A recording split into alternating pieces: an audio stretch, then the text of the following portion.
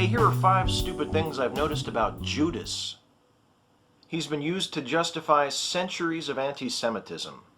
Hatred and persecution of Jews has historically been tied to the charge of deicide. The Jews were Christ killers, and more often than not, the mascot for this silly and confused accusation was Judas Iscariot, who was depicted in anti-Jewish propaganda and passion plays as greedy and deceitful and hook-nosed and pointy-eared and generally the Jewiest Jew who ever Jewed.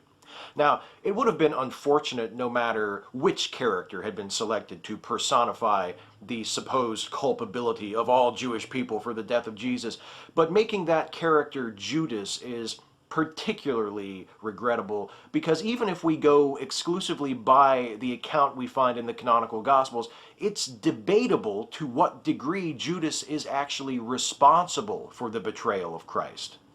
The devil made him do it? So Judas betrays Jesus to the Romans to be crucified. But the Gospel of John tells us that before he betrays Jesus, Judas is possessed by Satan. And complicating things even more, Satan doesn't enter into Judas until after Jesus has identified Judas as the disciple who will betray him.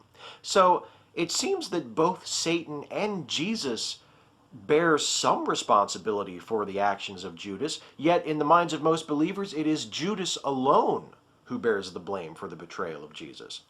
Reviled for over 2 millennia for committing a predestined act while under a powerful evil influence. You know, actually, it does sound just if judged according to biblical standards, now that I think about it.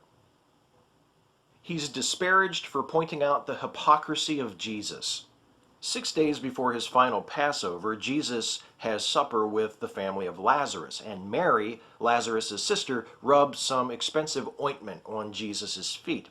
Judas points out that this ointment could have been put to better use had it been sold and that money given to the poor. The narrator of the Gospel of John tells us that Judas doesn't really care about the poor, that he just wanted to sell that ointment and keep the money for himself because he's greedy and he's a thief. But even if that's true, that doesn't mean that Judas was wrong.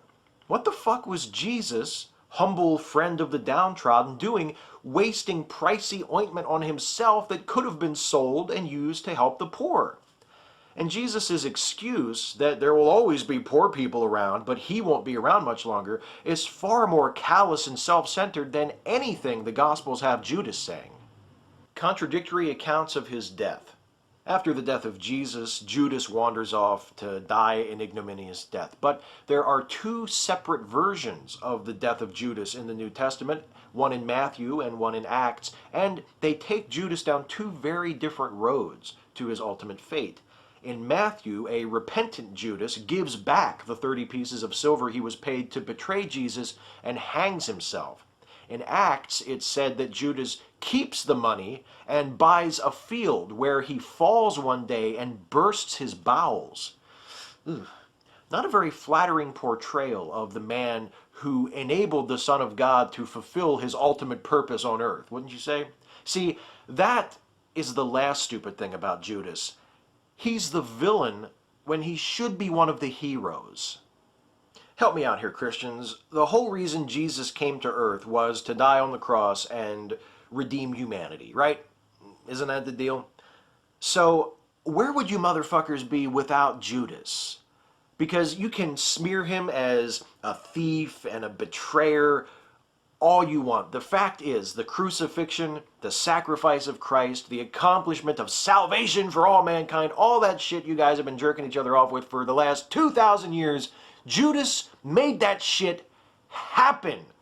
How about, instead of making him the bad guy, you honor him for his indispensable role in carrying out Jesus' perfect divine plan? If you guys want to honor the sacrifice of someone who made your salvation possible, don't honor the phony sacrifice of the God who pretended to be dead for a few days and then went back to running the universe. Honor the sacrifice of the ordinary human who served the greater good by betraying his master and then killed himself over the guilt. Or, fell down and broke his guts open on a rock. You know, whatever. If the guys who wrote the Bible couldn't get the details of his death straight, why the fuck should I care? The hardest part is only picking 5. Catch you next time.